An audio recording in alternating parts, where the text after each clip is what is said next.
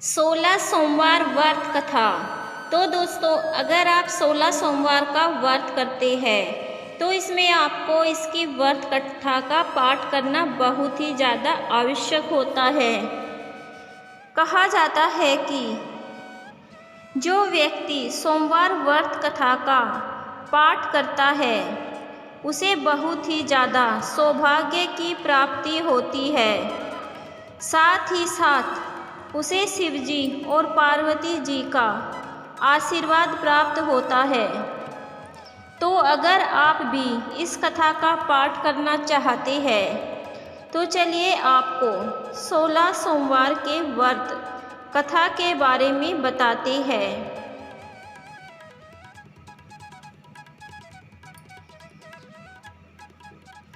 आगे बढ़ने से पहले वीडियो को एक लाइक ज़रूर कर दीजिए और कमेंट बॉक्स में ओम नमः शिवाय ज़रूर लिखें। बहुत समय पहले की बात है जब शिवजी पार्वती जी के साथ मृत्यु लोक में भ्रमण कर रहे थे। तभी अचानक से ही घूमते घूमते वे विदर्भ देश के अमरावती नामक स्थान पर आ पहुँचे। और जब वह स्थान पर पहुँचे तो शिवजी और पार्वती जी ने देखा कि इस जगह के राजा ने तो इस स्थान पर एक बहुत ही बड़ा और भव्य शिव मंदिर का निर्माण करवा रखा है, जो कि देखने में बहुत ही ज़्यादा सुंदर प्रतीत हो रहा है। वह मंदिर इतना सुंदर था कि वह मंदिर शिवजी और पार्वती जी को देखते ही पसंद आ गया और उन्होंने उसी मंदिर पर कुछ दिनों तक रहने का फैसला किया। और ऐसे ही कुछ दिन तक शिवजी और पार्वती जी इस मंदिर पर रहने लगे। ऐसे ही खुशी खुशी शिवजी और पार्वती जी उस मंदिर में रह रहे थे। तभी एक दिन अचानक से ही पार्वती जी को चौसर खेलने का मन हुआ, जिसके लिए उन्होंने शिवजी से आग्रह किया कि चलिए हम चौसर खेलते हैं। और शिवजी ने भी पार्वती जी की आग्रह को स्वीकार किया और वह चौसर खेलने हेतु तैयार हो गए और दोनों चौसर खेलने लग गए। जब शिवजी और पार्वती जी बहुत ही खुशी से चौसर का खेल खेल रहे थे, तभी उस समय उस शिव मंदिर का पुजारी वहाँ पहुँचता है, क्योंकि उसे मंदिर की पूजा करनी थी। तो वह जाकर शिवजी और पार्वती जी को चौसर का खेल खेलते हुए देखता है। तभी पार्वती जी भी उस पुजारी को देखती है और उस पुजारी से एक सवाल करती है कि हे पुजारी, तुम यह बताओ कि इस चौसर की खेल में कौन जीतेगा। पार्वती जी के सवाल को पूछने के बाद पुजारी कुछ देर सोचता रहा और कहता है कि इस खेल में तो कुछ भी हो जाए, देवों के देव महादेव ही जीतेंगे। उसके बाद जब शिवजी और पार्वती जी चौसर की चाल चलते हैं तो होता बिल्कुल विपरीत है।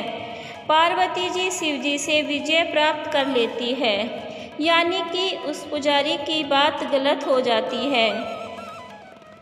क्योंकि पुजारी की बात गलत हो गई, इस बात से पार्वती जी पुजारी से क्रोधित हो गई थी, क्योंकि उसने झूठ बोलना कहा था। इसीलिए उस पुजारी से क्रोधित होकर पार्वती जी ने उस समय उस मंदिर के पुजारी को झूठ बोलने हेतु कोढ़ी होने का श्राप दे दिया। शिवजी ने पार्वती जी को रोकने की भी कोशिश की, लेकिन पार्वती जी इतनी ज़्यादा क्रोधित थी कि उन्होंने शिवजी की बात माने बिना ही उस पुजारी को श्राप दे दिया। अब करना क्या था, जो होना था हो गया। बेचारे पुजारी की कोढ़ी की बीमारी हो गई और उसके बाद शिवजी और पार्वती जी वापस अपने घर कैलाश की ओर चल दिए। बोलो हर हर महादेव, जय शिव शंकर। पुजारी को कोढ़ी हुए बहुत ही दिन हो चुके थे। अब एक दिन वह ऐसे ही उस शिवजी के मंदिर में बैठा था। तभी कुछ अप्सराएं उस मंदिर में पूजा करने के लिए आती है और वह पुजारी जी को इस हालत में देखकर उनके इस हालत के पीछे का कारण उनसे पूछती है। तब पुजारी जी भी अपनी पूरी राम कहानी उन अप्सराओं को बता देते हैं कि उनका यह हाल पार्वती जी की श्राप के वजह से हुआ है। पुजारी जी की यह हालत अप्सराओं से देखी नहीं जाती। तभी वह पुजारी जी से कहती है कि हे पुजारी जी, आप अपने इस श्राप की मुक्ति के लिए 16 सोमवार का व्रत क्यों नहीं करते, क्योंकि 16 सोमवार का व्रत करने से शिव जी आपसे प्रसन्न होंगे और आपको इस श्राप से भी मुक्ति मिल जाएगी। ऐसा सुनते ही पुजारी जी खुश हो गए और उन्होंने उन्हीं अप्सराओं से 16 सोमवार के व्रत की पूरी विधि और नियमों को पूछा और पूरी विधि और नियमानुसार सोमवार के व्रत को किया और ऐसा ही हुआ। शिव जी की कृपा से पुजारी को पार्वती जी के द्वारा दिए गए कोढ़ी के श्राप से मुक्ति मिली और वह रोग मुक्त हो गया।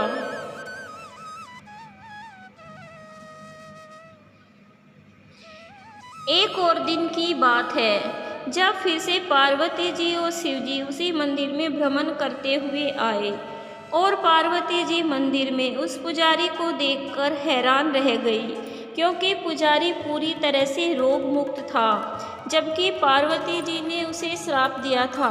तो ऐसे में पार्वती जी उस पुजारी से पूछती है कि मैंने तो तुम्हें श्राप दिया था, तो तुम रोग मुक्त कैसे हुए।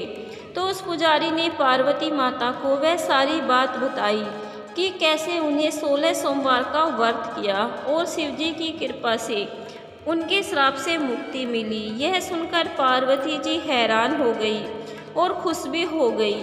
उसके बाद पार्वती जी ने उस पुजारी से 16 सोमवार के व्रत की विधि पूर्वक पूर्ण करने की विधि के बारे में पूछा। पुजारी ने पार्वती जी को सारी विधि बता दी। उस समय पार्वती जी अपने पुत्र कार्तिकेय के नाराज होकर दूर जाने की वजह से बहुत ही परेशान थी और वे कुछ भी करके उन्हें वापस लाना चाहती थी, जिसके लिए उन्होंने 16 सोमवार का व्रत करना सही समझा। जिसके बाद वह भी पुजारी के द्वारा बताए गए विधि विधान से 16 सोमवार का व्रत करने लगी और उन्हें इनका फ़ायदा भी मिला। जैसे ही व्रत खत्म हुआ वैसे ही कुछ दिनों में कार्तिकेय पार्वती जी के पास वापस लौट आए। जब कार्तिकेय जी पार्वती जी के पास वापस आ गए तब उन्होंने पार्वती जी से पूछा कि माता, आपने ऐसा क्या जो मैं आपके पास वापस लौट आया और मेरा क्रोध भी पूरी तरह से समाप्त हो गया। तब माता पार्वती ने कार्तिकेय को भी 16 सोमवार के व्रत के बारे में बताया। उसके बाद कार्तिकेय में भी 16 सोमवार के व्रत करने की ठान ली, क्योंकि वह अपने एक ऐसे ब्राह्मण मित्र से मिलना चाहते थे जो कि प्रदेश गया हुआ था। इसलिए कार्तिकेय ने भी 16 सोमवार के व्रत को विधि विधान से किया और जिसके बाद हुआ यह कि जैसे ही 16 सोमवार का व्रत खत्म हुआ वैसे ही उनका प्रदेश गया हुआ मित्र अचानक ही कार्तिकेय से मिलने आ गया, जिससे कि कार्तिकेय जी बहुत ही ज़्यादा प्रसन्न हो गए। जब उनके मित्र को इस राज के बारे में पता चला कि कार्तिकेय ने 16 सोमवार का व्रत करके उसे अपने पास मिलने हेतु बुलाया है, तो कार्तिकेय का मित्र भी बहुत ही ज़्यादा प्रसन्न हुआ। उसने भी इस व्रत को करने की इच्छा जताई, क्योंकि वह चाहता था कि उसका विवाह हो जाए। इसीलिए कार्तिकेय जी ने 16 सोमवार की सारी विधि अपने मित्र को बता दी, जिसके बाद उनके मित्र ने सभी पूरी विधि विधान से 16 सोमवार का व्रत किया। एक दिन ऐसा हुआ कि जैसे ही कार्तिकेय जी का मित्र विदेश गया, वहाँ एक राजा की कन्या का स्वयंवर हो रहा था, जहाँ शर्त यह थी कि एक हथिनी को माला पकड़ाई जाएगी और वह माला हथिनी उसके गले में डालेगी। उसी व्यक्ति से मेरी बेटी की शादी होगी। कार्तिकेय जी का मित्र भी स्वयंवर देखने गया हुआ था और शिव जी की कृपा देखो, हथिनी ने कार्तिकेय जी के मित्र के ऊपर ही उस माला को पहना दिया। जिसके बाद राजा ने बड़ी धूमधाम से अपनी राजकुमारी और ब्राह्मण का विवाह करवा दिया। राजकुमारी और ब्राह्मण के विवाह के बाद दोनों ही अपने जीवन में बहुत ही ज़्यादा खुश थे और खुशी से अपनी ज़िंदगी बिता रहे थे। लेकिन एक दिन अचानक ही राजकुमारी ने ब्राह्मण से यह सवाल किया कि हे मेरे पतिदेव, आखिर तुमने ऐसे कौन से पुण्य किए थे जो हथिनी ने तुम्हें ही चुना और तुम्हें ही माला पहनाई।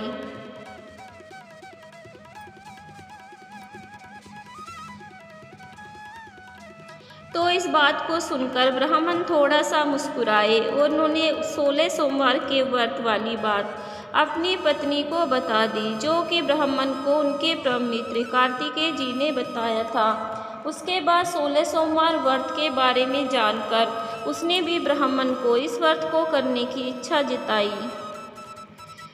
तो जब ब्राह्मण ने पूछा कि तुम यह व्रत क्यों करना चाहती हो, तो राजकुमारी ने कहा कि मुझे एक ऐसा पुत्र चाहिए जो एक ही सर्वगुण संपन्न हो। उसके बाद ब्राह्मण ने अपनी पत्नी को 16 सोमवार करने की पूरी विधि बताई, जिसके बाद राजकुमारी ने 16 सोमवार व्रत को पूरी विधि से किया, जिसके बाद उसे सच में एक सत्य पुत्र की प्राप्ति हुई जो कि सर्वगुण संपन्न था। उसका नाम गोपाल रखा गया। जब वह पुत्र बड़ा हो गया तो उसे भी उसकी माता के इस व्रत के बारे में पता चला, तो उसने भी राजपाट की इच्छा के लिए इस व्रत को करने के बारे में सोचा। उस समय एक राजा अपनी पुत्री के लिए एक अच्छा सा वर ढूंढ रहे थे, तो उन्होंने अपनी शादी ब्राह्मण के पुत्र गोपाल से करवा दी। कुछ साल ऐसे ही खुशी से गुजरे, सब शांति से जीवन यापन कर रहे थे। लेकिन अचानक राजा की मृत्यु हो जाती है और उनकी कोई भी संतान ना होने के कारण उनकी बेटी के पति यानी कि गोपाल को ही राजपाट प्राप्त हो गया। वैसे तो ब्राह्मण के बेटे को राजपाट प्राप्त हो गया था, लेकिन वह फिर से 16 सोमवार का व्रत लगातार करता रहा। एक दिन की बात है, जब वह अपना सोमवार का व्रत कर रहा था, तब उसने अपनी पत्नी यानी कि राजकुमारी को भी अपने साथ यह व्रत करने हेतु मंदिर आने को कहा था। लेकिन राजकुमारी ने ऐसा नहीं किया, बल्कि उन्हें अपनी दासियों को भेज दिया। वहाँ ब्राह्मण के बेटे गोपाल 16 सोमवार के व्रत को करके जैसे ही उठे, उन्हें एक आकाशवाणी सुनाई दी, जिसमें कि कहा जा रहा था कि तुम अपनी पत्नी को अपने से दूर रखो, वरना तुम्हारा विनाश निश्चित है। यह सुनकर गोपाल बहुत ही ज़्यादा आश्चर्यचकित हो गए और दुविधा में पड़ गए कि आखिर मैं उसे अपने से दूर कैसे रखूं, जिसकी वजह से मुझे राजपाट प्राप्त हुआ है। लेकिन वह आकाशवाणी पर विश्वास करके अपनी पत्नी को त्याग कर देता है और उसे अपने महल से भी बाहर निकाल देता है। इसके बाद रानी को जब महल से निकाल दिया गया, वह ऐसे ही अपने राज्य में भूखी प्यासी गरीबों की तरफ भटकती रही।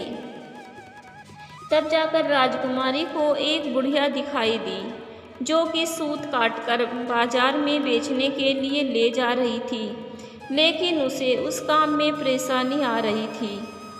तभी वह बुढ़िया राजकुमारी से कहती है कि अगर तुम इस सूत को मेरे साथ बाजार लेकर चलोगी और इसे बेचने में मेरी सहायता करोगी,